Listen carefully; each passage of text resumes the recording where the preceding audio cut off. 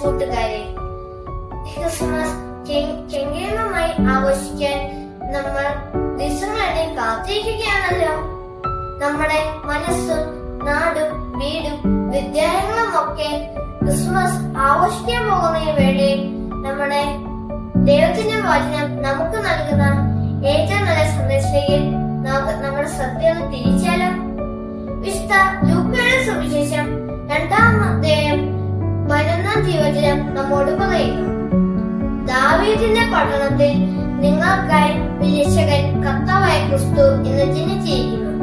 ഈ വചനം നമ്മോട് പറയുന്നത് ആർക്കു വേണ്ടിയല്ല, മറിച്ച് നിങ്ങൾക്കായി, അതെ എനിക്കും നിങ്ങൾക്കും വേണ്ടിയാണ് ആ രക്ഷകൻ പിറന്നത്. ക്രിസ്മസ് ആഘോഷിക്കുമ്പോൾ ആ രക്ഷകനെ സ്വീകരിക്കാൻ നമ്മുടെ ഹൃദയമാകുന്ന പുൽക്കൂട് ഒരുങ്ങേണ്ടതാണ്. ഈ കാലയളവിൽ നമ്മുടെ ചുറ്റുപാടുമുള്ളവരോട് സ്നേഹവും ദയവും നമ്മൾ പ്രകടമാക്കണം.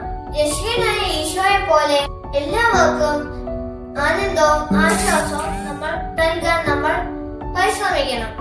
അങ്ങനെ ക്രിസ്മസ് ട്രീയിൽ തിളങ്ങുന്ന നക്ഷത്രം പോലെ നമ്മുടെ ജീവിതത്തിലും ഈശോയാകുന്ന നന്മയുടെ വെളിച്ചം എപ്പോഴും ഉണ്ടാകണം. അതേ കൂട്ടുകാരെ, ഈ ക്രിസ്മസ്